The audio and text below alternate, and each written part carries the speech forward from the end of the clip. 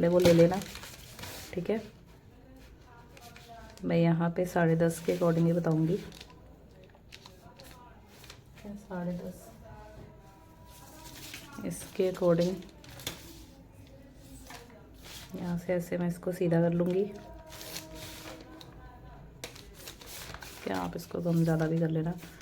और यहाँ से हमने जो ऐसे बाजू की शेप देनी होती है वो कितने पे देनी होती है, ऐसे नॉर्मली आप 3 3.5 कर सकते हो, 4 भी होता है, पर उसके लिए वो भी अलग टिप्स हो जाते हैं कि सूट के हिसाब से कटिंग किया है, ठीक है। और यहाँ से आपको जितना भी आपका बाइसेप्स है, ठीक है, आपके जो बाइसेप्स होते हैं, जैसे हमारी ये जो हमारी बॉडी है, ठीक है, यहाँ हमारी बाजू होती है, जो ये चीज़ होती है इसको बाइसेप्स बोलते हैं। अब इसके अकॉर्डिंग, और ये पूरा राउंड कितना है इसके अकॉर्डिंग आप यहाँ की चीज़ नाप सकते हो, ठीक है। अगर ऐसे नहीं तो तीसरा तरीका एक और है कि आपने जैसे मान लो ये सूट कटिंग किया है, ठीक है, ये आपका नेक है, आपने ऐसे सूट कटिंग कर दिया है, तो जब जिस टाइम पे आपने सूट कटिंग किया है उसमें आपने फ्रंट आर्म होल ऐसे में शेप में नापना है, ऐसे में कि कितना आ रहा है।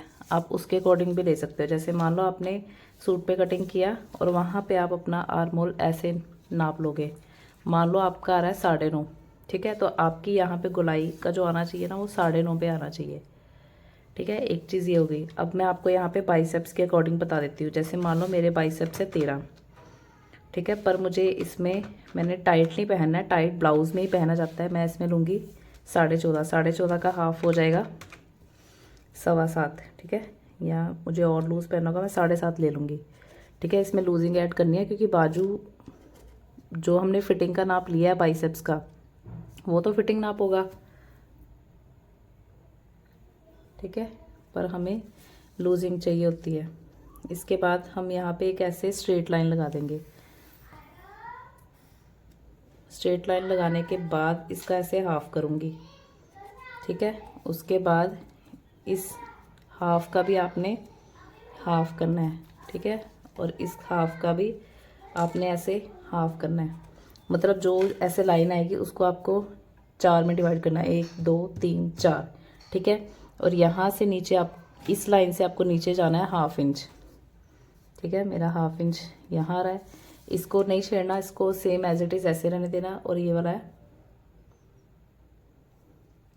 0.25, किसी कंडीशन में ये भी 0.25 में जाता है और ये 1/2 इंच में जाता है, ठीक है। पर नॉर्मली जो मैं सबसे ज़्यादा स्लीव्स कट करती हूँ ऐसे ही करती हूँ।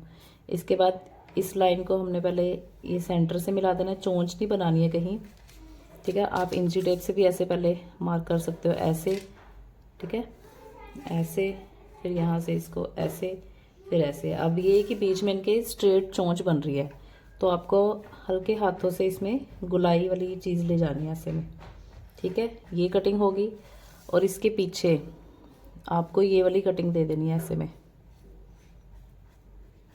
ठीक है, करीब मतलब जो सेंटर लाइन है उसके 1.25 इंच, ठीक है, ये वाली शेप आपने दे देनी है। तो इसमें ये करीब इतना आएगा,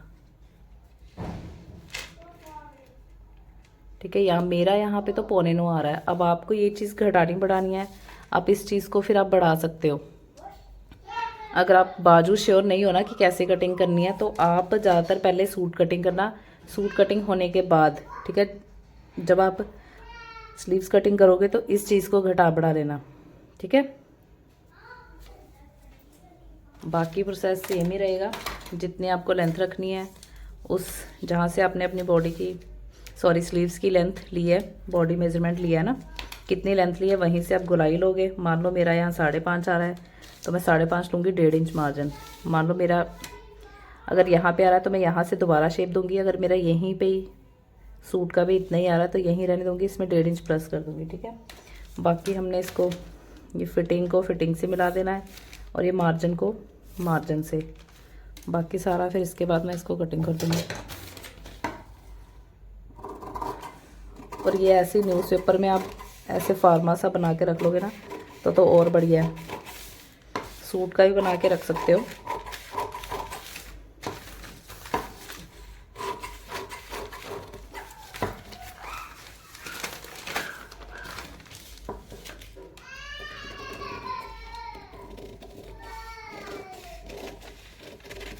ये शेप मैंने सिर्फ समझाने के लिए ऐसे मार्क किया है कि हाफ़ करना है, हाफ़ करना है। अदरवाइज़ जब भी मैं बनाती हूँ, अब हाथों को उतनी प्रैक्टिस हो चुकी होती है, अब जिन्होंने शुरुआत करनी होती है, कभी कभी बनाते हैं सिर्फ अपना ही बनाते हैं, तो उनके लिए दिक्कत आती है। तो ये ऐसे सीधे में पहले शेप दे के फिर बाद में हाफ हाफ करके, तो उनके लिए इजी हो जाता है। ठीक है, हम तो ऐसे फटाफट से ऐसे और ऐसे कर देते हैं क्योंकि हमारे हाथों में ये शेप चढ़ी हुई है। ठीक है, अब मुझे यहाँ से ज़रा सा लग रहा है तो मैं इसको और कटिंग कर दूँगी।